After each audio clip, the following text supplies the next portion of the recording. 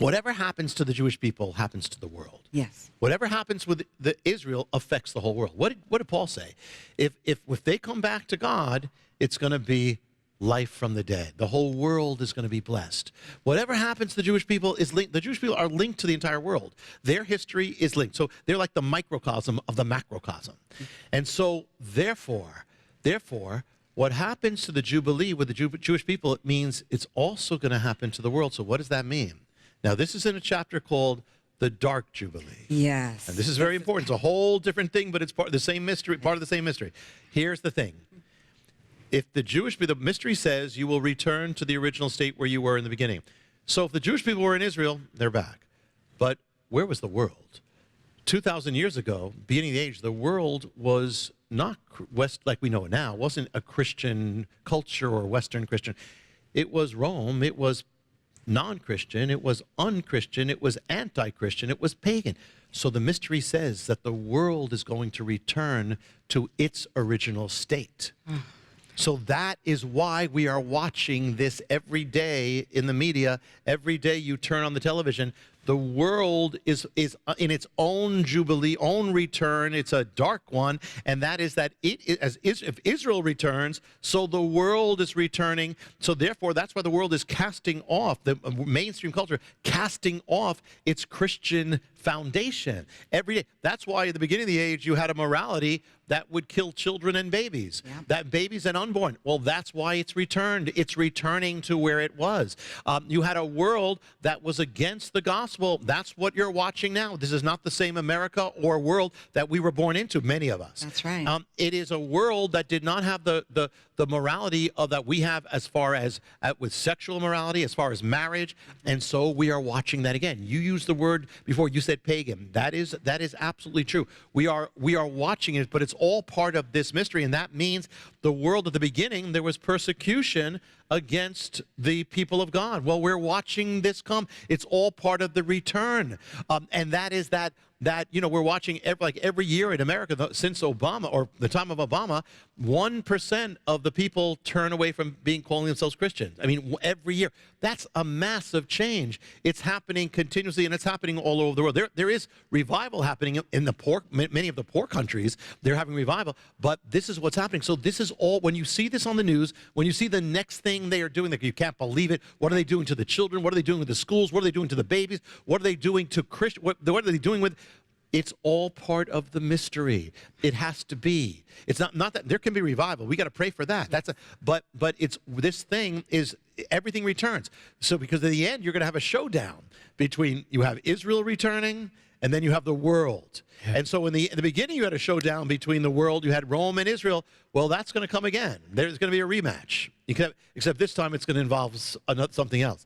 So at the beginning of the age, you also had a world culture, Rome, that was against Israel, that wanted to destroy Israel. Right. You're watching all this happen at once. So if you want to understand everything that we're watching every single day of prophecy, it is this. It is the return. It is the other side of it. So listen, there's still hope. There still can be revival. There's still can be all that, but we know this. So this is all part of it. And so at the same time, but there's a good side to this. And this is another mystery, or another return, or the mystery taken to another level. It's not just, again, the Jewish people, because what happens to the Jewish people happens to the world, but it also happens to the church. Because see the Jewish people left Israel, so did the gospel. Okay? It all goes together. The Jewish people went all over the world, the gospel went all over the world. Yeah. It all goes together. So even though the Jewish people, most of them, although some of them did, they started it but most of them have been separated from the gospel, but they're still joined to the gospel because they still travel, and they're going to be joined again. But so here's the thing. At the beginning of the age, you had a church. The church was the book of Acts. And the book of Acts was not the way we've known church, from the way people think of church. It was radical. It was revolutionary. It was world-changing. It was on fire. It didn't have a lot of money, didn't have a lot of worldly power, but they had the power of the Holy Spirit. Yes. And they overcame the greatest empire of the world. They overcame it. They were more powerful. Book of Acts. What happened was, though, the church started departing from that.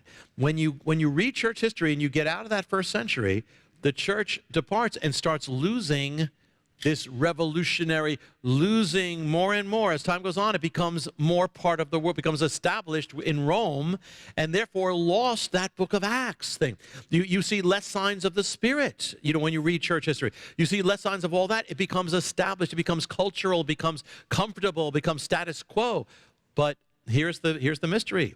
If the Jubilee means that everything must return to where it was at the beginning, it means the church must also return to where it was at the beginning. Oh. And that means the book of Acts. Yes. And that all goes together. Yes. Amen.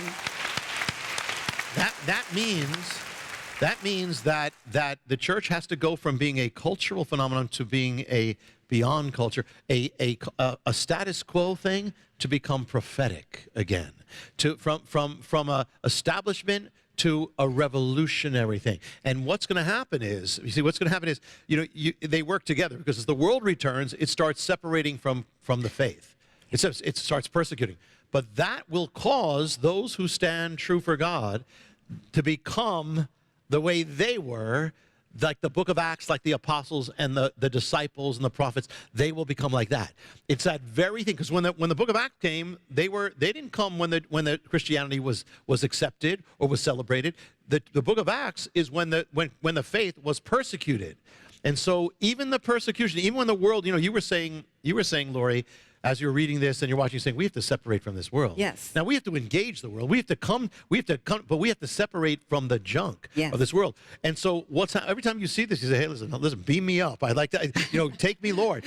But we're still here for a reason. Yes. But we have to separate more. See, it's happening at the same time. As the world separates from the faith, the culture part, the mainstream culture, the faith has to separate from the world, the worldliness of the world, and then be an agent to the world of the gospel, like the disciples were. Yes. So that is what God's calling. So that is great news. And so, and the thing is that, so if Israel comes home, the church has to come home. Yes. The church has to come home to what it was. It's all together. It all comes together. Beautiful. In the end.